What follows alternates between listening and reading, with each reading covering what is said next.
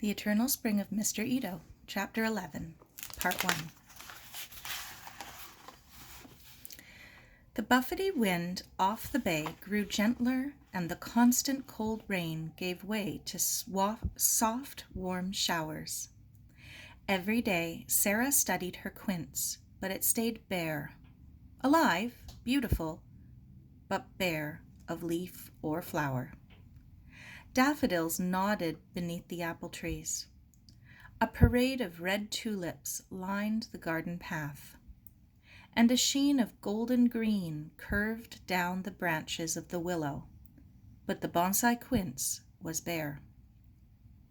One day, Sara was walking up from the streetcar after school when she saw a familiar figure bent over the flower bed.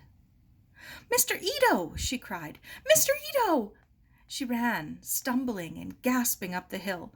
"Oh, Mr. Ito, I'm so glad!" She stopped. The face which turned was that of a stranger. "Oh, I'm sorry." She backed away in embarrassment.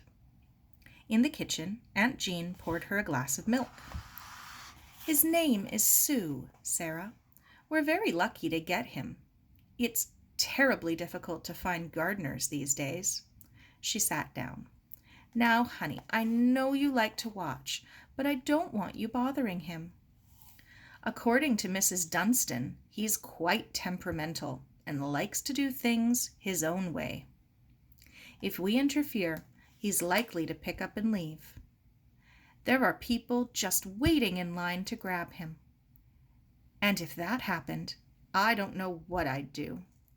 Your uncle simply doesn't have time these days, with all this business down at Hastings Park, and the garden's too big for me to cope with by myself." "What's Uncle Duncan doing at Hastings Park?" "They're using the exhibition grounds there as a sort of collection area for all the local Japanese. Your uncle's been getting them all transferred in from their neighborhoods, seeing to accommodations, sanitation, food, sorting out who goes to which camp, organizing the trains. It's a big job. And, of course, that's all on top of his legal work. That's why we don't see much of him on the weekends." All that effort to get Mrs. Ito and her family and neighbors out of Vancouver. Sara tried to picture what it must be like for them at the exhibition grounds, all crammed in together with people they didn't even know.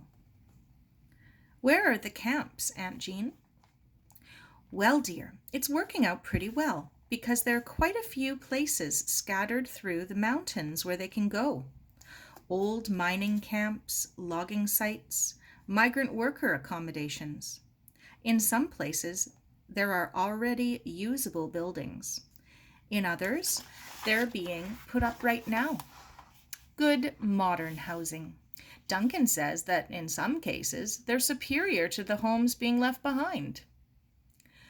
"Do you know which towns they will be in?" "I know some of them. Your uncle has mentioned Greenwood and Caslow, New Denver, and I think he said Slocan City and Sandon. And there's a big farm at Tajmi which the government has specially leased. We once spent a summer holiday camping all through there. It's really pretty, and the mountain air is so healthy." "What do you think is going to happen to the Itos?" Her aunt patted her hand. "I know you worry about them, Sara." She looked sad. "It's such a pity what happened.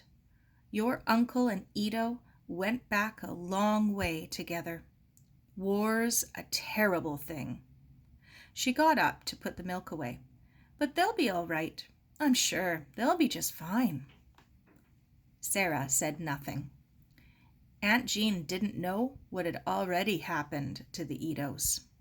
She wouldn't want to know. She liked to look on the bright side. "So don't bother him, will you, Sara?" "Bother? Oh, Mr. Sue!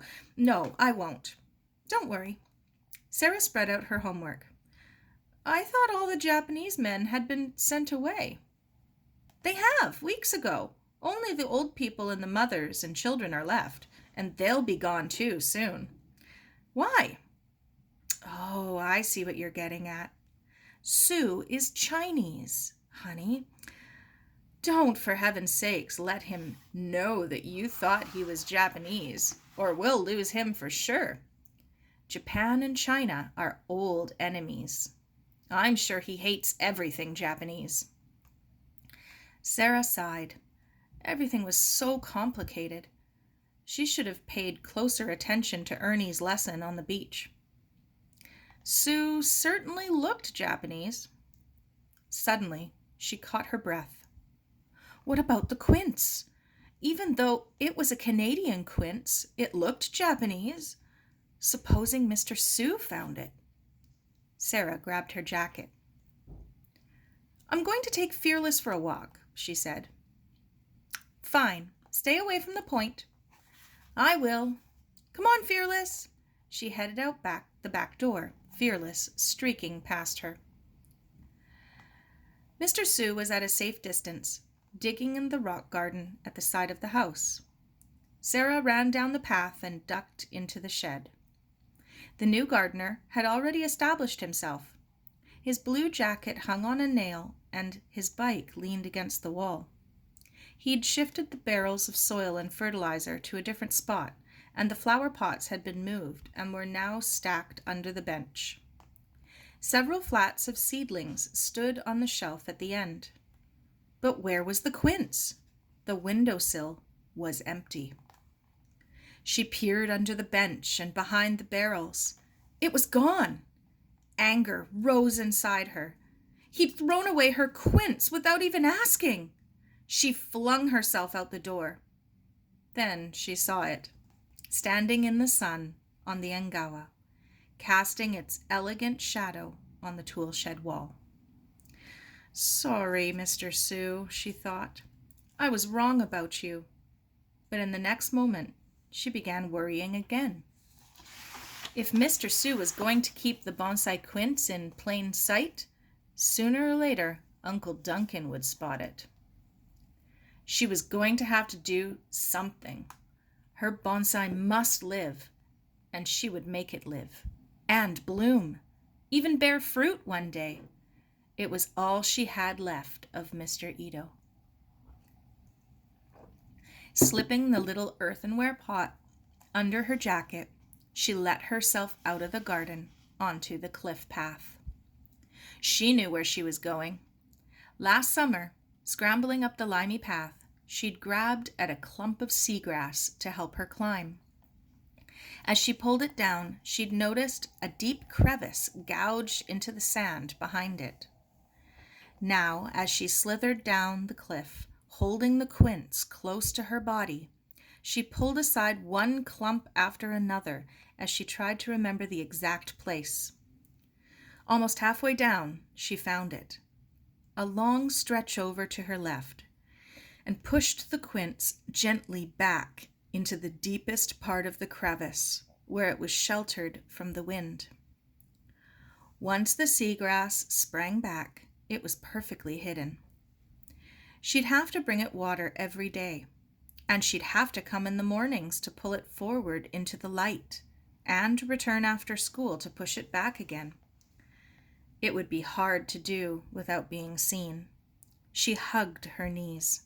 Her quince was going to survive. She got to her feet. Fearless was already at the bottom of the cliff, nosing around the scrubby bushes. She squinted into the lowering sun. A figure was running along Spanish Bank's beach. It looked like Ernie. She gave the seagrass one last protective pat and slid the rest of the way down the cliff.